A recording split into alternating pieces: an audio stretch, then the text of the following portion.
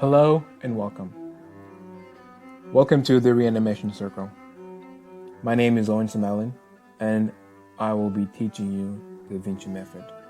But that will be on the second video of this chapter. And I would just like to explain what the Reanimation Circle is in this video.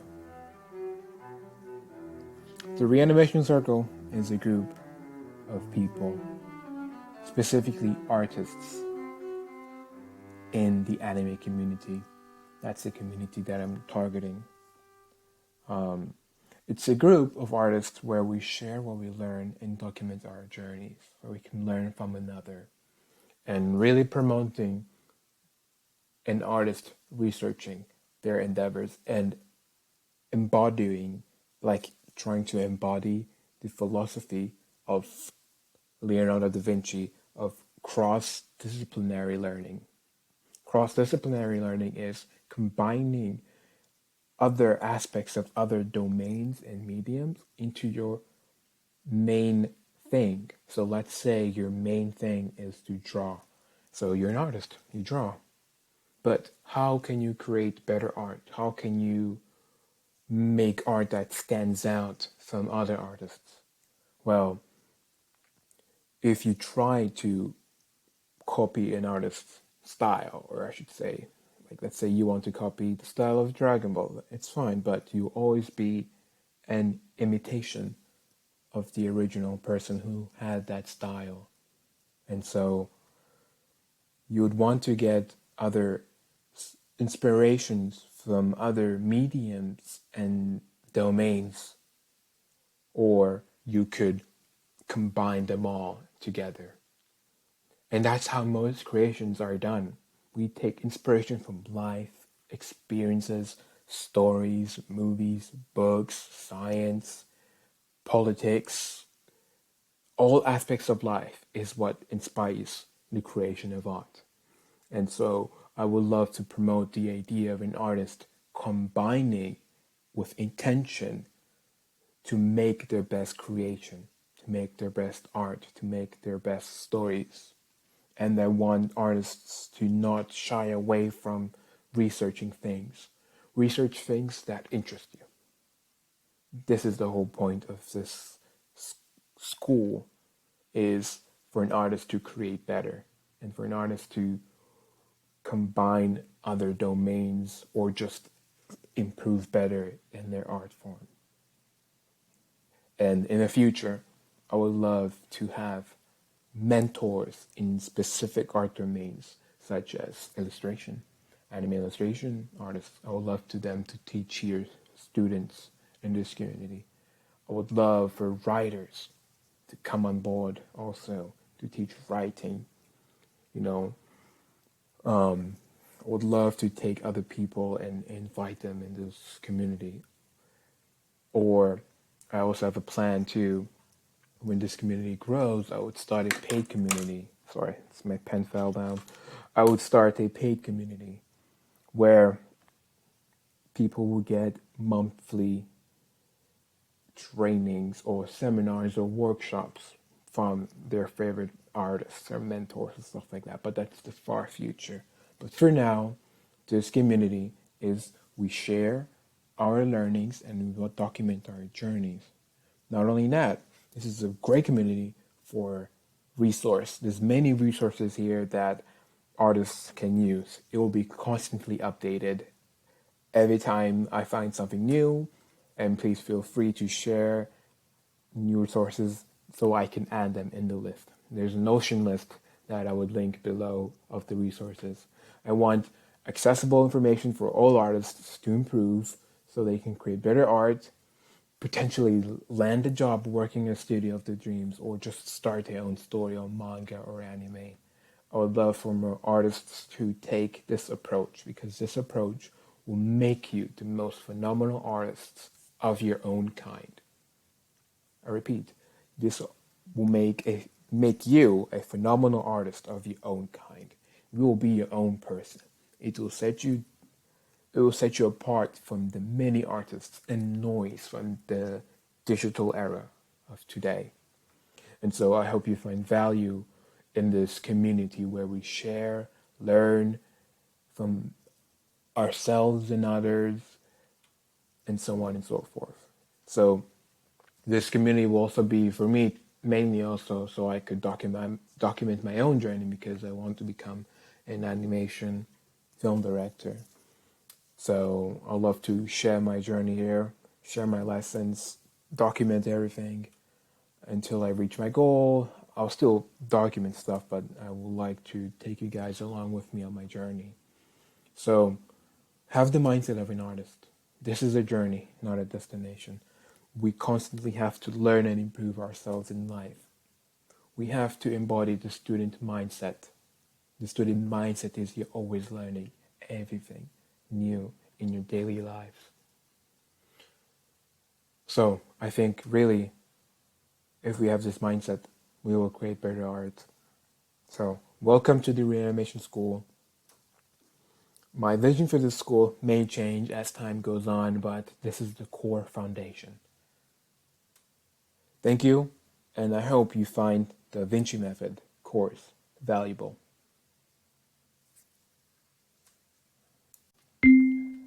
So, how will this course help you?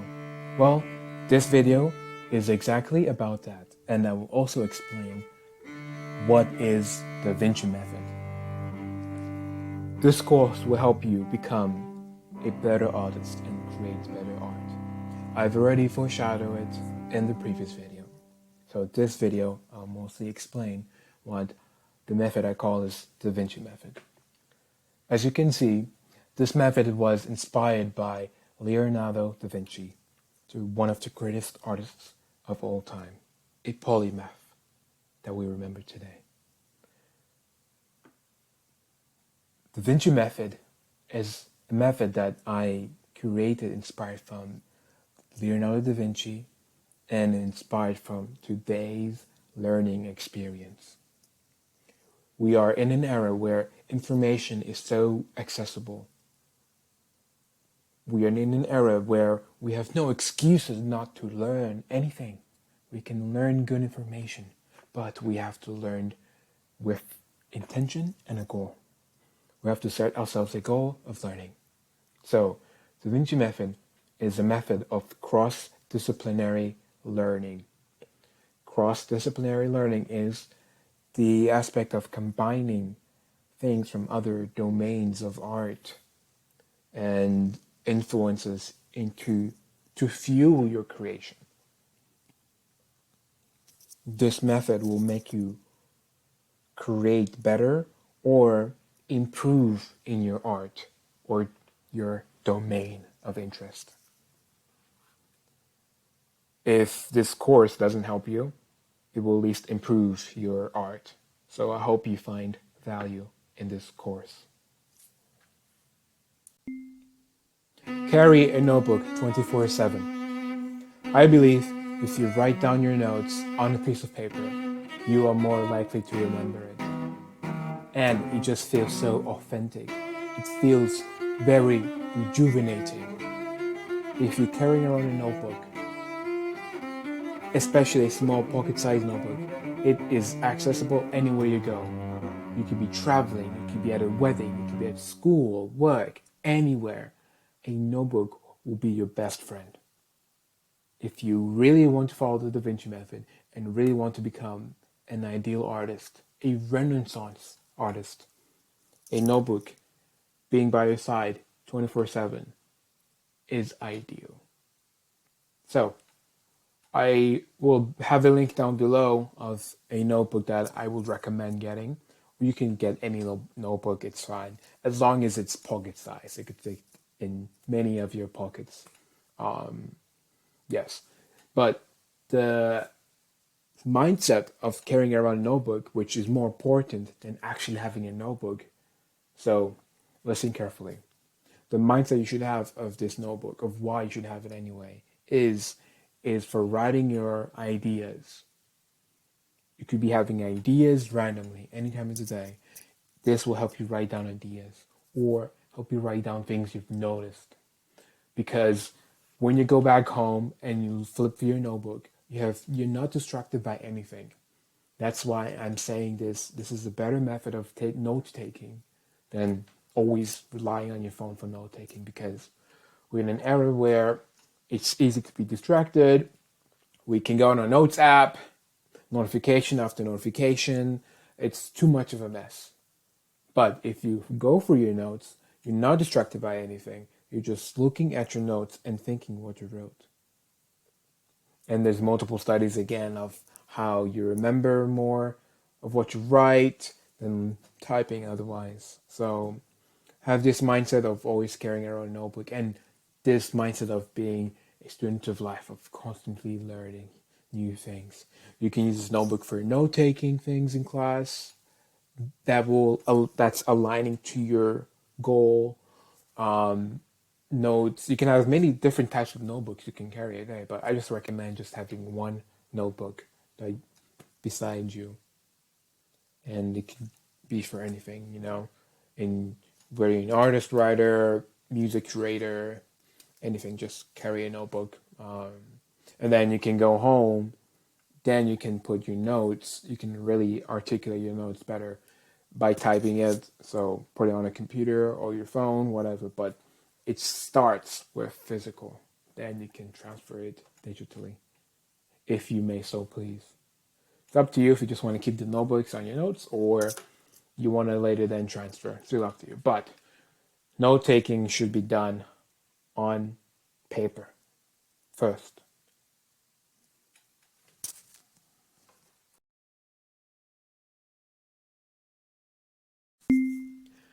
Journaling is the artist's way.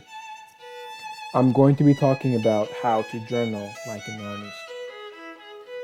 You must journal of tracking your journey as an artist, documenting what you're learning, documenting what you're struggling with, and documenting what is becoming successful. Journaling will provide you three values. Memory, you're going to have good memory of things. You're going to have good tracking. You can track your progress well. Let's say one day or multiple weeks you're working on anatomy,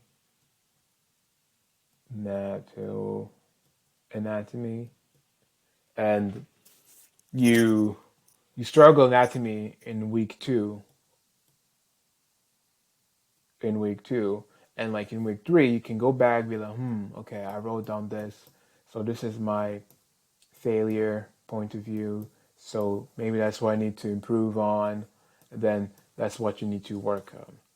And plus it provides like a good nostalgia, like you can look back into your notes and see how far you've come along. Journaling provides many values and self-explanatory, but you must journal with intention and journal when you have something of noteworthy to take.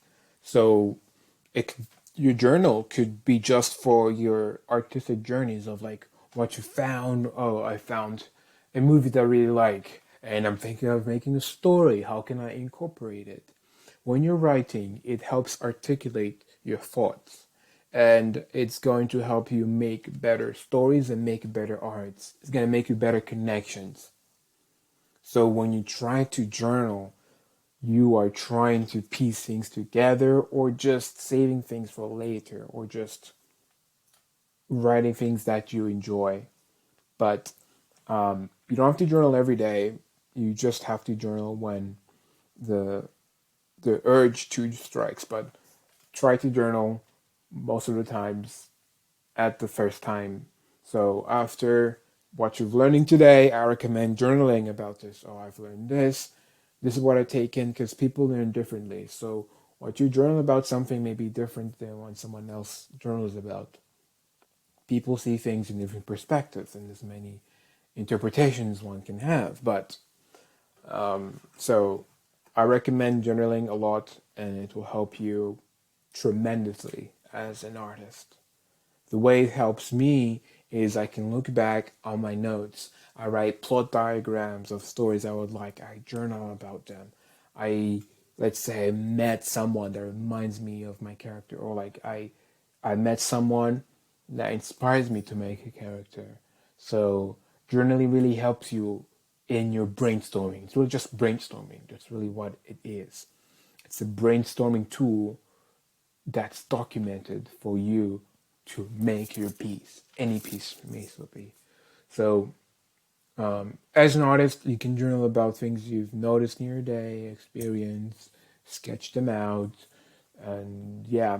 So, this is the style method of journaling that I'm recommending an artist. So,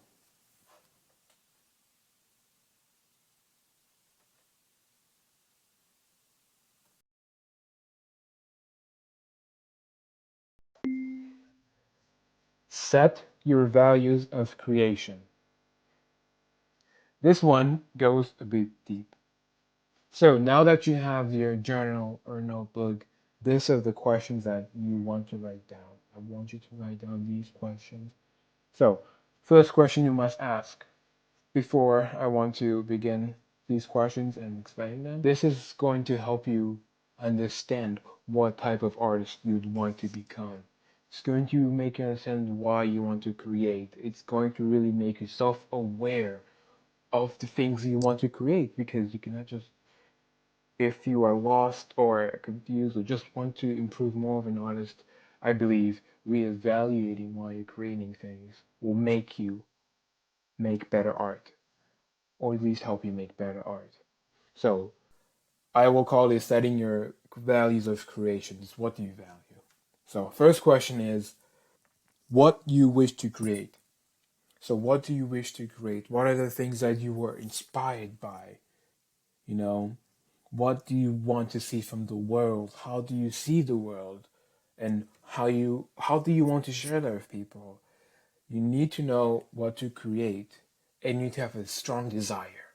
Don't just create something that's popular or whatever. If you have the desire, people see the passion in what you're creating.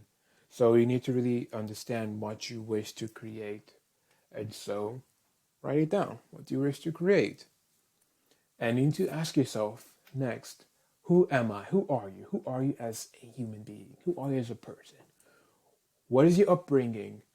And how does your future look like?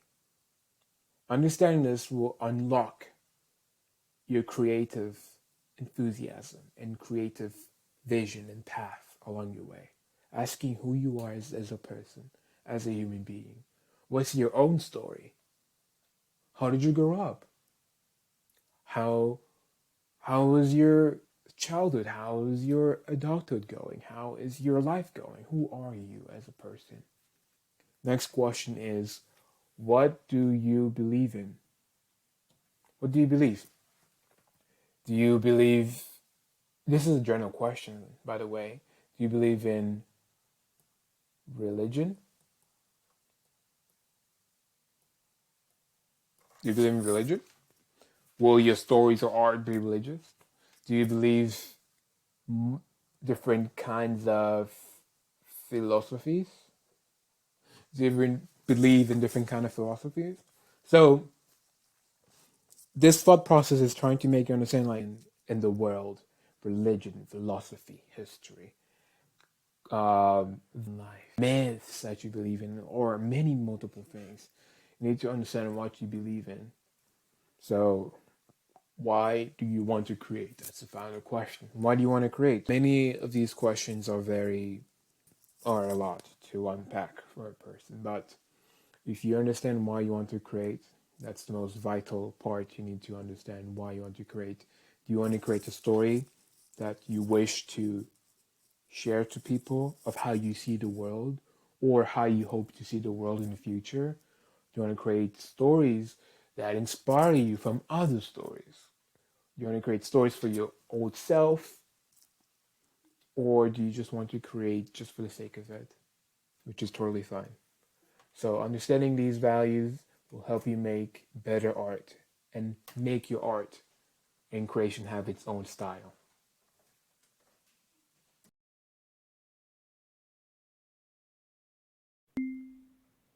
Find your teachers of inspiration. I want you right now to gather a list of teachers or people who you are inspired by or people you look up to. Make a list of those types of people and learn from them. Learn from them individually. Learn from them how they write, draw, if it's an artist, write, if it's a writer. Just learn from them. Indulge yourself in their works. Indulge yourself in their works. Because in order to become great, you must learn from the masters. So this is very simple. Learn from the masters. Learn from people who influence you. Um, it will give you a nice added vision to your goal, and it will give you direction when you feel lost, and it will also give you energy and zest into your creation if you feel like you have an art block or something. Just indulge yourself in their works and understand how they create, why they create, and understand their own values of creation. So that way you try to look through the differences of your each of the styles. So I could have a diagram here.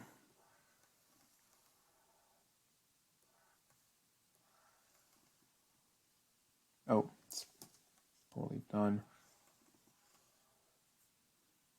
So this is the teacher or any person you look up to that you're trying to learn from. This is you, right? So you're gonna indulge in their work, trying to understand. And this is your own values and so on and so forth and the way you create.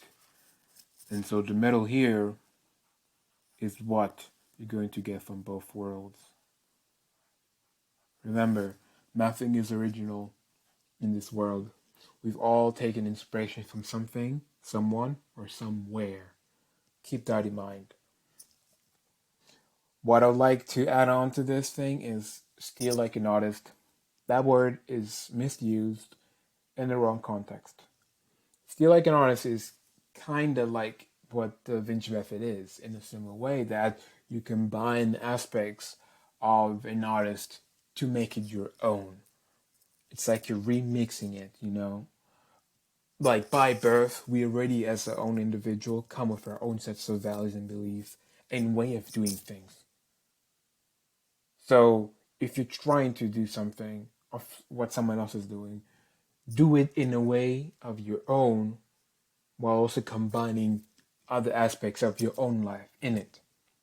And through its creation, it becomes something new, something retold, something new. So keep that in mind.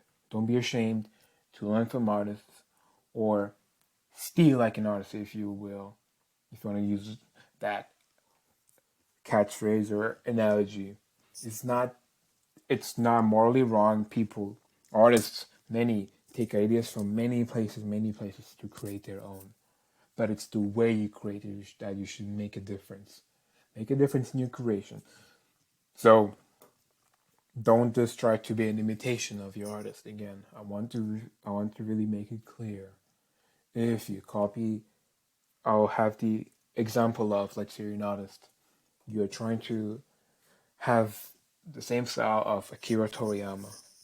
If you copy his art style, you always be an imitation. Sorry. If you copy his art style, you'll always be an imitation of his style. You won't be your own. But if you copy his art style or learn bits and pieces from him, and from your own experience as an artist, from learning elsewhere and studying anatomy and stuff like that, naturally you'll develop your own style of drawing, and then you're gonna be your own thing. If you just blindly copy, you're gonna be imitation. But if you go from your own source, that will feel your creation and will set you apart.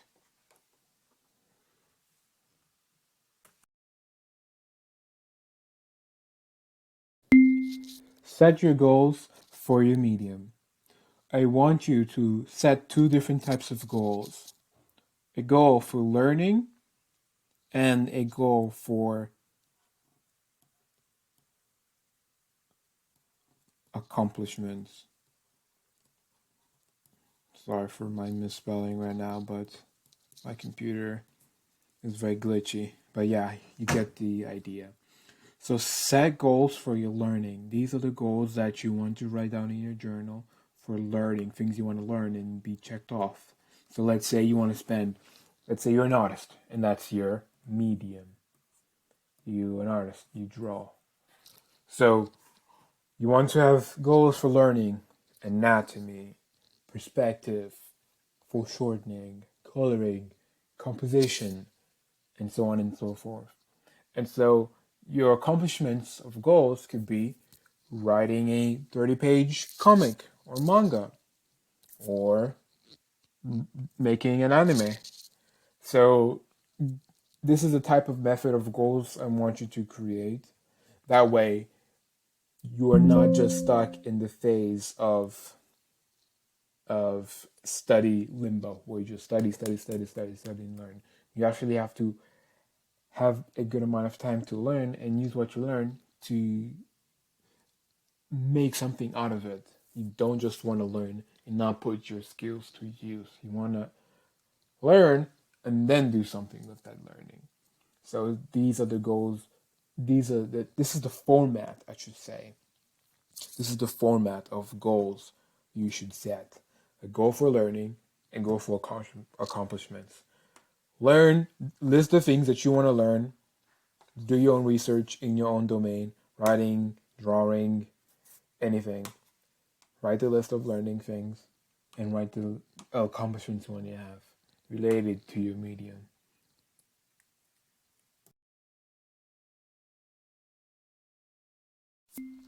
So, this one I'll be talking about scheduling and time blocking. I believe as an artist, you need to have a schedule. It's essential because living as an artist is part of your life. And just to go by life aimlessly with no choice and no goals, no mission, no clear direction is a life not worth living. So you want to live a life that you can control and that you can make on your own. So this is my daily schedule. I have a part-time job, but this is mostly of what I follow on my days off.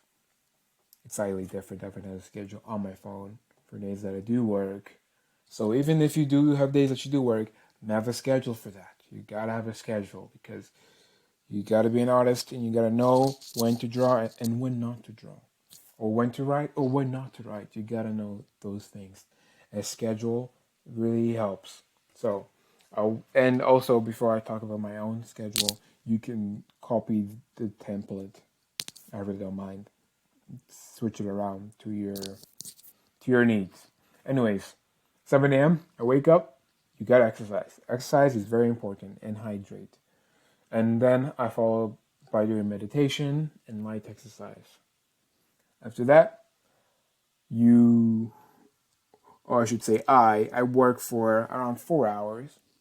You know, I do about 2 hours of writing, 1 hour of video editing, and draw. And then I work out, eating. This is my first meal of the day. I don't eat anything while I'm working. The most I could have is like something to drink, you know. I don't recommend eating while you work because it's gonna make you feel tired, groggy, you could have brain fog, you won't be able to focus. So I don't really recommend eating when you work because it's not gonna end up well. Because you're gonna have a clearer mind while you are fasted. So I don't recommend eating. You want to eat later in the day after you've worked. Um, it's just gonna be much beneficial to you. So I just want to draw something out.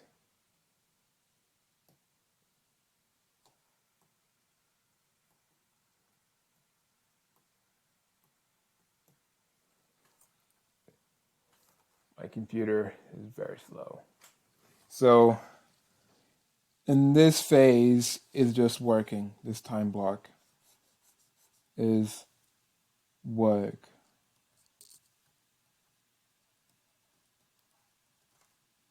Work. This is work. And then from this time block, it was mostly me consuming. I'm mostly consuming. And then I rest.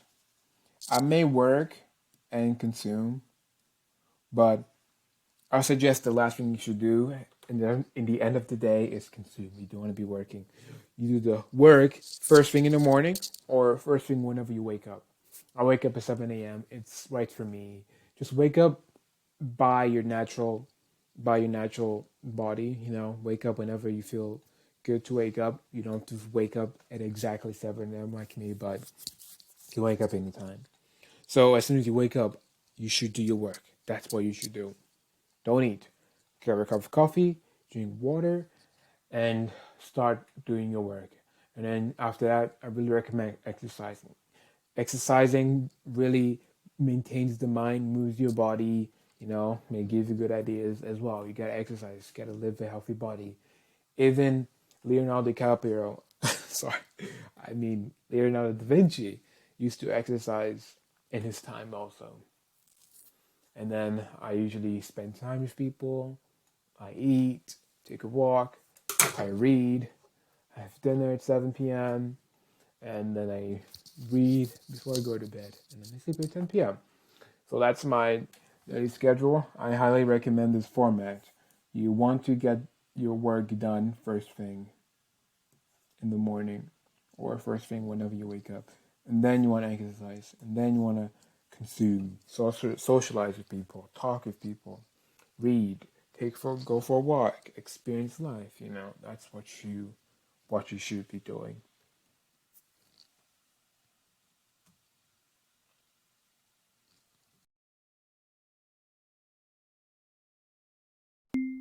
So this is going to be about how to understand the cross-disciplinary approach. This is the core foundation of the reanimation school's philosophies of learning and how to become a better artist. Cross-disciplinary learning is to delve into subjects beyond your primary expertise. For example, if you're an artist, try learning about psychology to understand what invokes emotion in viewers, or study basic principles of physics to create more dynamic and realistic movements in your animations, art, or whatever you're trying to create. So explore outside of your specific medium to learn things that you can use to incorporate to help your story and art become better. You should use ideas and principles from your main field that could help you learn about other fields as well. There's many ways to go about this. Or you can go in the method of cross disciplinary, or I should say interdisciplinary projects, when you are, let's say you're working on a team and you are the artist at hand.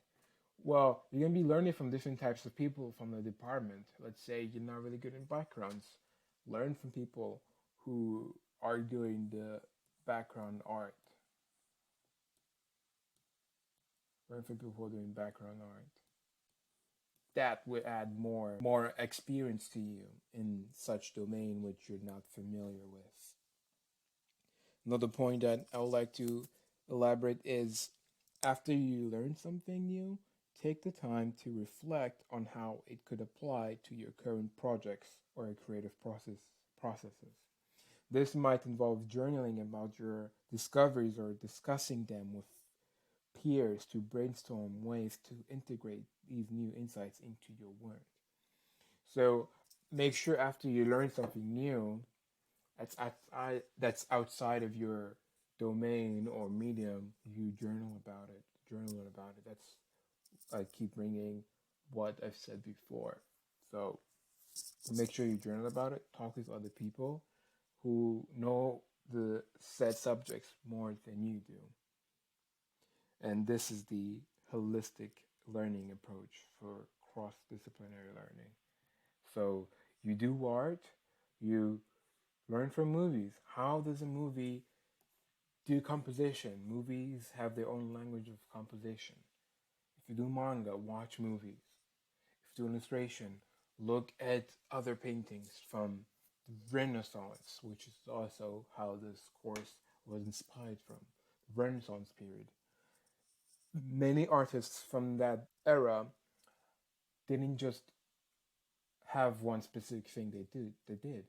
They were they knew many subjects: art, science, literature, philosophy, medicine, like many things. You don't have to be that extreme, but you should at least have a couple of more things that you're so knowledgeable about in your belt.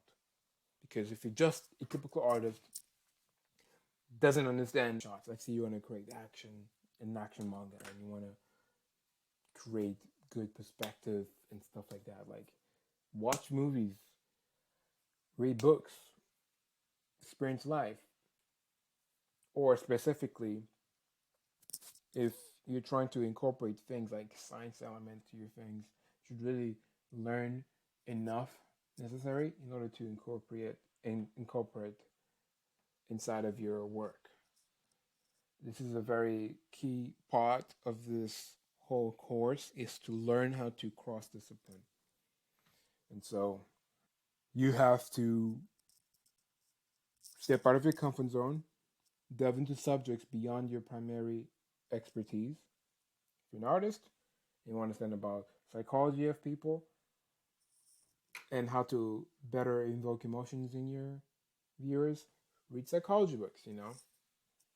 If you want to draw very feminine, cute girls stuff, read things from books that are in that type of subject. It's going to give you ideas. It's going to fuel your creation. If you really like war stuff, read books on war, on World War II, read history books, Napoleon, and all of that. I hope you understand how cross disciplinary is. So, if you have any questions about this method of learning, let me know. But this will really elevate your artistic sensibilities and really make you stand out. Because you also have to know what you're learning and how to incorporate it in your work. Because let's say you're trying to make a manga and you don't even understand the concepts that you're trying to put in there, then the reader's not going to believe it. It's going to be BS. So you really should know how to stylize what you're incorporating in your creation. Stylize it, make it feel like it's part of the world, but and realistic. You shouldn't just put things just because they look cool. At least have a knowledgeable understanding of it. An example I could give is like Evangelion. Evangelion has lots of science in it, politics, and all that. But specifically, there's lots of religious imagery in it. And Hideaki Anno must have saw religious text, books, movies, or things of that matter to be able to be inspired to put that in his work. So, and in the world of Evangelion, those things didn't seem unbelievable. They fit into its narrative. So you have to be careful to not just put anything you see that you are inspired. At least understand the concept and understand the way you want to introduce it in your own story.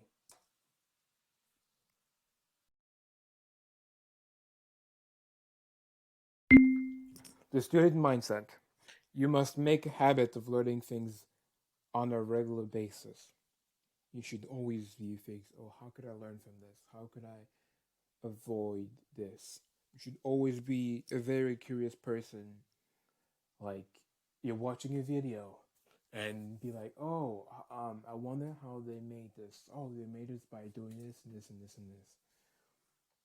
But not only that, that's a passive way of being a student mindset, but also constantly learn, like read books, go to lectures, workshops, online courses, anything that makes you learn something. Watch engaging educational videos on YouTube and be very mindful of what you're learning.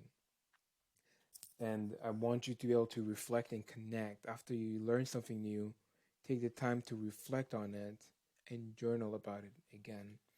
It could apply to your current project. So, journal about it. Learn, journal. Document what you're learning. And so, yeah, this one just have a student mindset. It's going to help us not be complacent. It's going to help us constantly improve, learn things that are not even art related. You never know when later down the future you're trying to create something, your brain is going to connect something you've learned before to help you create something. Always learn something.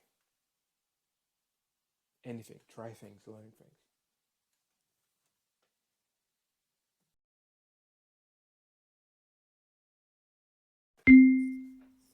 Consume with intention. Consume like an artist. In this day and age, there is many distractions. It's very easy to be distracted and not focus on your art. There is TikTok.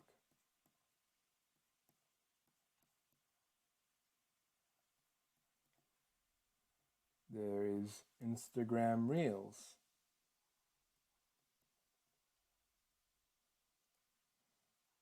And there's unimportant things from our daily lives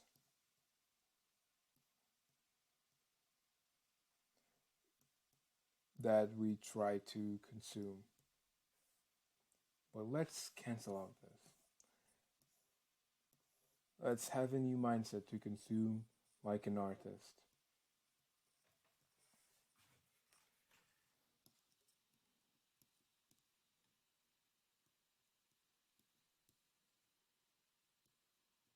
Consume like an artist. So, what do I mean by that?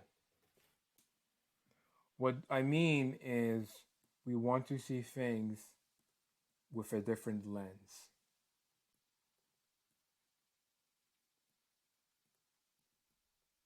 We want to see things with a different lens. So, let's say you're watching a video on TikTok. You know, it's your break. I really don't recommend that, by the way, but um, I'm not here to tell you what to do on your own time. I'm only here to tell you how to become a better artist. But let's say you're on TikTok and you see something that really inspires you. Well, try to always use things with an intention that, oh, you could use this to create something. Because if you have the mindset, you're gonna avoid many bad content on your feed. So, for example, I on Twitter, I know it's a horrible platform, but the way I use it is very differently because I'm consuming like an artist. I follow people who generally add value to my life, more specifically to my artistic journey. I follow people like artists, people who review anime, critics, but the critics that I'd like to hear their opinion from, just to learn. I follow artists and people on that nature and that sphere of the anime community.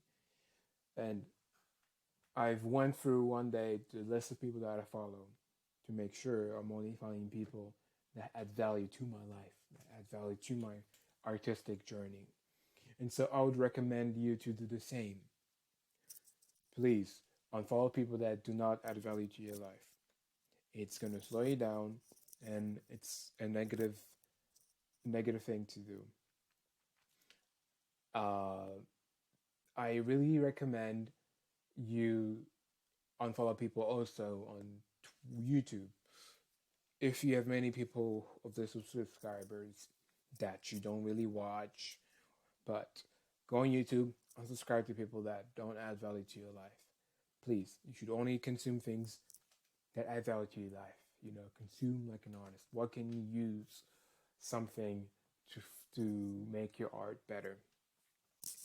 So there's a video that I would recommend you to watch. I would have the link in the description. please watch that. It explains way better than I could right now, but consume like an artist. You don't want to have friction into your mindset of becoming a better artist. Always look into things. So I watch things because I want to take something from it. You know, like I'm watching a specific anime, also for enjoyment, but like I also want to say, I could also try to do this, you know, or a way of that. Just it gives you like a different view how you see the world. You know, not anymore would you just watch brainlessly, just with no mind. So just watch with an eye of an artist. Catch on things. See things that people normally won't see. Be very observant. Be very observant. Why is this person using this color? Oh, this color is very bright. It matches with the mood of the scene. Oh, this color is very dark. It goes well. Oh, this color is very dark, but the mood is very happy. It doesn't go well together. Why is that? Like, consume like that. You want to be aware of what you're taking in your brain. Apps I don't really recommend is TikTok.